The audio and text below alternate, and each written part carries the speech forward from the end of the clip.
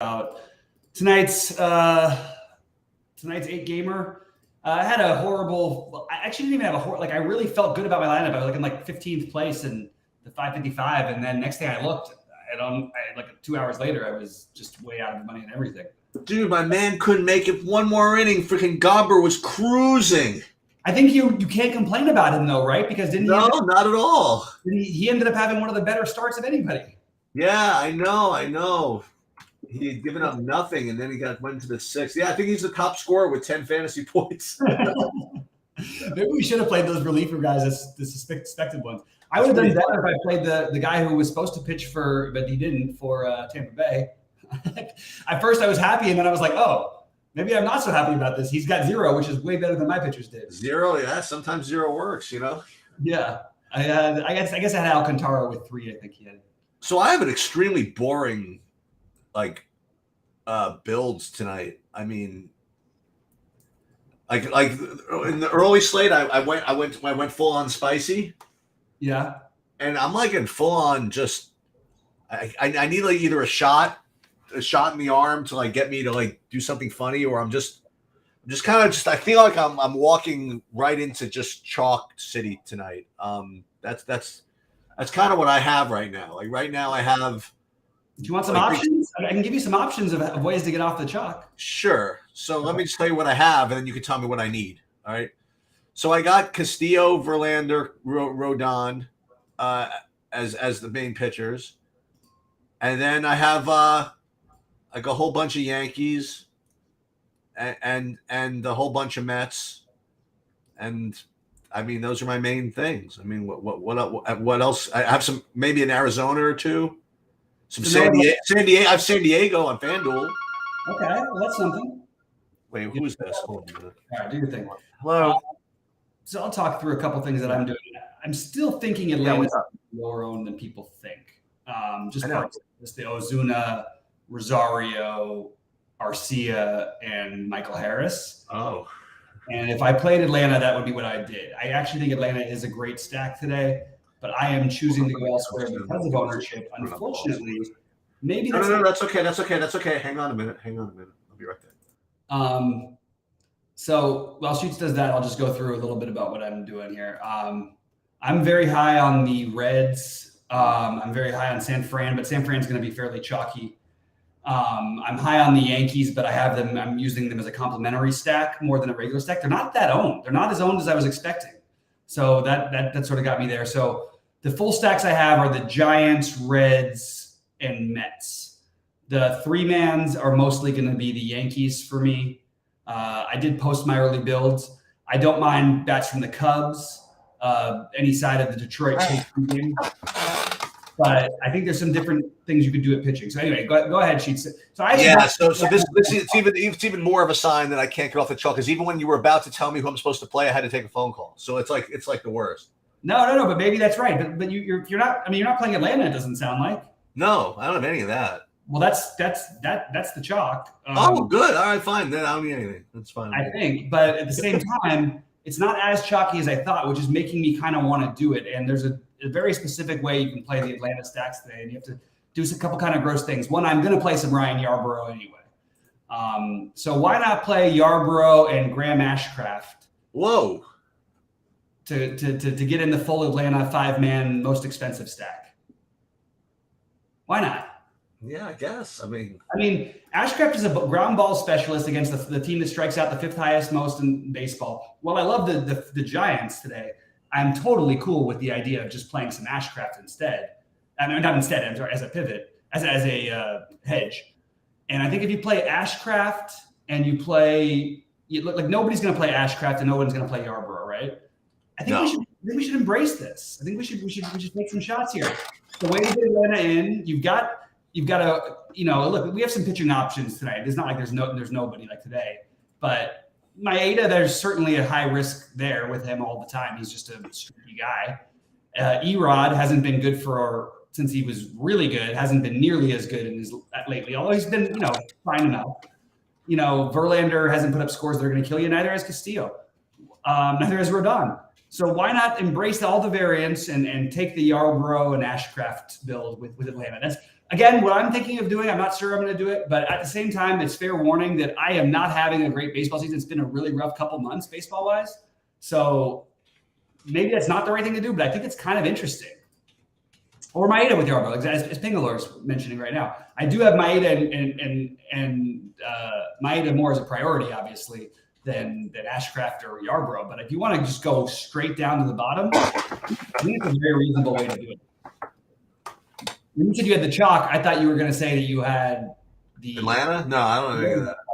So when you didn't say Atlanta, that means, I mean, you have some pitchers that are going to just get way low owned tonight, and you've got the cheap options that I don't think are that bad. I think Yarbrough there's a route for Yarbrough because he's facing Detroit, and there's a route for Ashcraft because the Giants, if they're keeping the ball on the ground, like who cares how hot it is? That's true.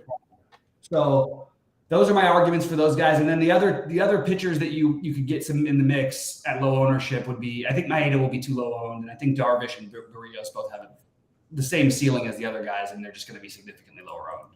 Obviously tougher matchups, but that is a way to get different on what feels like a smaller slate, but a small slate, but compared to this morning, it feels like a huge slate. It's true. Now this guy, the Encarnacion guy, he's 2,500 for Cincinnati. I'm just looking at some random guys in my. Cincinnati doesn't have their out lineups out yet, right? Yeah, they do. Real is the Encarnacion playing? Yeah. The problem is he takes the same position as the best hitter in baseball, Ellie De La Cruz. Who? Peraza? Oh, De La Cruz. Okay. They're both third basemen only. Oh. And it's not even that De La Cruz has slowed down quite a bit, but what's nice about him is that this guy will steal a base whenever he gets a chance to. he has the power upside. He hasn't been nearly as good, but he still finds a way to get fantasy points because as long as he's getting on base or just putting the ball in play, he's gonna get you 10 fantasy points almost all the time. I feel like in almost any matchup where he just doesn't. But again, he has those 4 strikeout games. It's not going to do it those days, but this is a day I like him. But I have Encarnacion and De La Cruz as those two, and Austin Riley are my only third baseman. You're missing the leader of the free world, the Peraza. He's playing second base for me. And no Jay Candelario. No Candelario for me. Yeah. Sheets, K9 is asking your top pitcher on FanDuel. Yes, I will tell you my top pitcher on FanDuel. I have 2 pitchers I'm playing on FanDuel. I'm only playing 4 lineups total. And I have Castillo and Rodon. Castillo and Rodon. Rodon's only 7,500 over there. Yeah, he's really cheap over there. Jenna is saying that the only thing is the full Atlanta stacks with Yarbrough and Ashcraft, so won't the lineups be the same? Nobody's playing that. So right now, the answer is no. If you guys all do it, and even then, you still won't end up with the same lineup sheets. You want to weigh in on that? Say that one more time. Jenna's saying if we do full Atlanta stacks with Yarbrough and Ashcraft, won't they all be the same lineups? No, my answer is no, they won't be the same lineups. No. Different 5-man stacks. And the 3 players you use complementing those stacks are going to be different all the time. Boy, I'd love to get behind this. It's my get wild play. Look, it's not this Yarbrough Ashcraft business. I could definitely get behind the Yarbrough thing. What's Ashcraft, like 3,000? And what is he? Yeah, he's 5,800. 5,800. I mean, for what it's worth, he's been good. Like he's double digits in 3 games in a row, which doesn't sound like much, but hey, he's 5,800. He has a leash. He doesn't give up he sort of mixes in and out of whether his control problems kind of come and go. That's really the one issue you got to worry about with him, but. He has a real leash, and he's probably going to be a good pitcher someday. If that helps. I don't know if that's good, whatever. That's something. Yeah. Or a solid enough, anyway. Pingalore is talking about your 4-4 last night with Braves and Musgrove. I didn't know you had I don't know what that one is. Did you have a breaks? I don't know what he's talking about actually. Let me see what he's asking. I just have the chat thing set up here. Wait, where's my chat? Okay. Sheets, your top pitcher. Sheets, you had that 4-4 last night Giants with Braves and Musgrove. I did actually have one of those. I did have one of those actually. Yesterday, you need like an LOL slate score to win, and you need like 300. You need 300 on FanDuel. The NBA score to win, yeah. 300 on FanDuel, and like what was it, 250? Was it 250 on in DraftKings? I don't know what it was, but it's 300 FanDuel for sure. It was like 240 something, I think, or 230 something. They've won the lottery. I'm not sure, something around there. Pretty high. Yeah. Yeah. So I mean, look, it's not all that inspiring of a slate. I like to try to get different on these slates. My main things I'm doing, my highest owned pitcher is Maeda, Verlander. Oh, that's awesome. Yeah, I'm going to go with it. Just, again, saves me a little bit extra.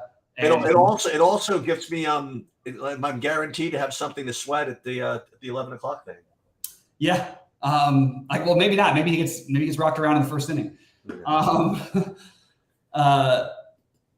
That he says that lineup finished second. The lineup definitely didn't finish second that you mentioned before lock, because you didn't finish second. Well, I didn't play it.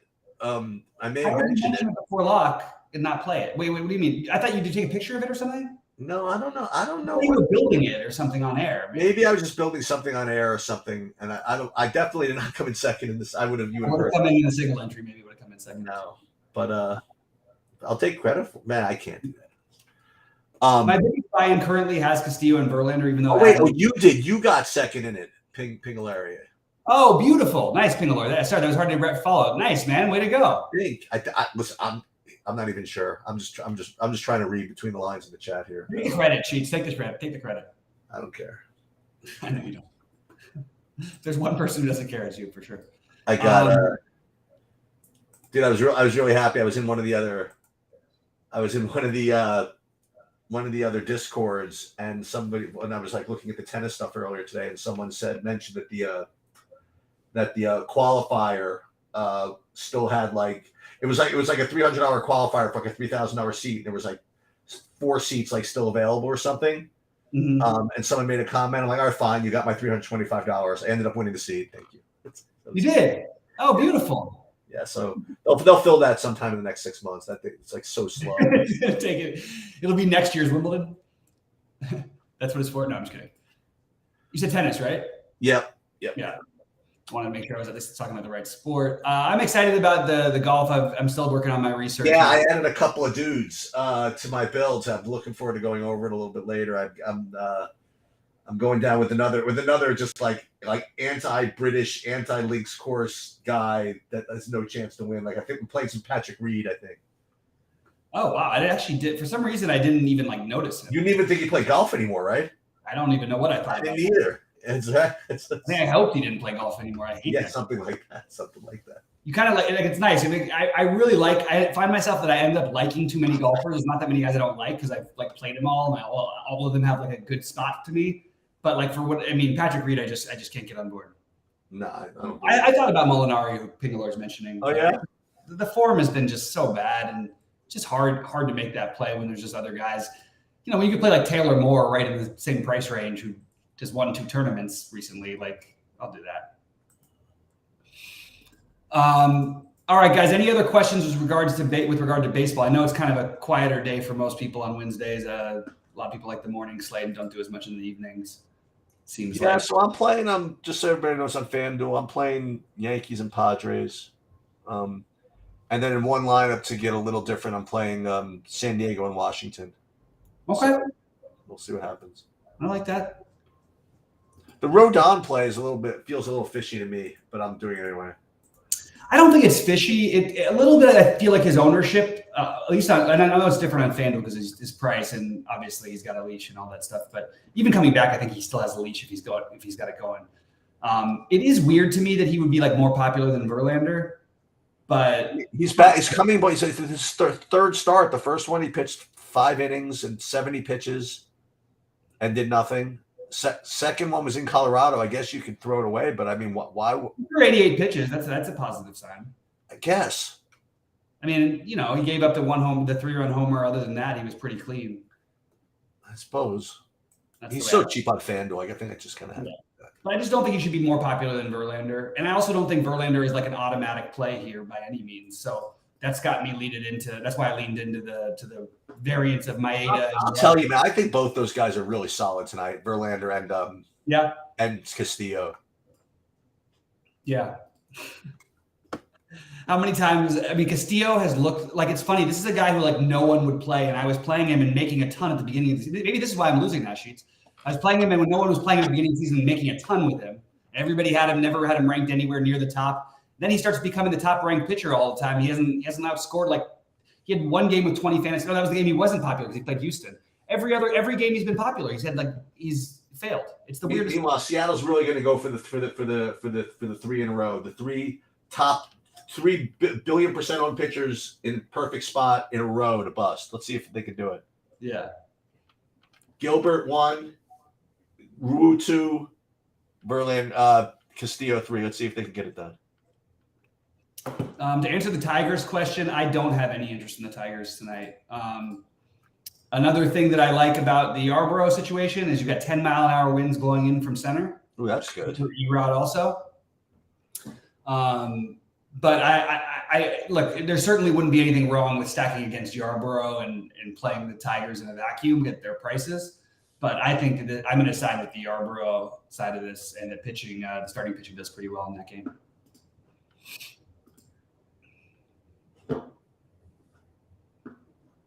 Arizona, got some Mets, San Francisco, Washington, San Diego. Yeah, I'm be rooting against the Braves tonight, so we'll see what happens. Rooting against the Braves, yeah, that's what I'm doing as well. Except for the one lineup where I'm going to have the Yarbrough, and I'm going to do it. I'm just going to do it in the 250. The Yarbrough Ashcraft. But you know what? Let me see if I can do it with Yarbrough and Maeda, and then I'll do it. Then I'll do a Yarbrough Ashcraft separate. Yeah, you should probably get to Maeda if you're going to do that. I think. But yeah, it's true. You know, it seems like a little too much extra to do. I don't know. Maybe you're right. Maybe you need to go for that if you're gonna. Maybe not. Well, let's see. I've got the. All right, I'm gonna do it. Let's see the Yarbrough. Yeah, it's easy enough to do. I think with Yarbrough and Maeda. I actually think Yarbrough is like a reasonable play here. I would actually consider this on a big slate.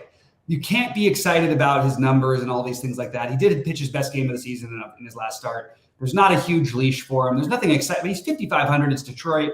Get through 5 innings, get 15 fantasy points. That's good enough. That's the attitude that I'm playing him with.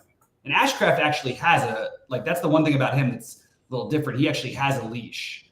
What he does with it is a whole different ball game, but he has a leash for what it's worth. Yeah, there was a time earlier today where I was trying to get really creative, and definitely way too creative, and really considered for a second playing Reed Nelson against Atlanta. Ooh. To get really weird. I mean, this guy has put up some good numbers. He's much better on the road for some reason. I don't really understand why, but he is. He's had some really good games recently, and has looked way better than I remember him thinking when I first was watching him pitch.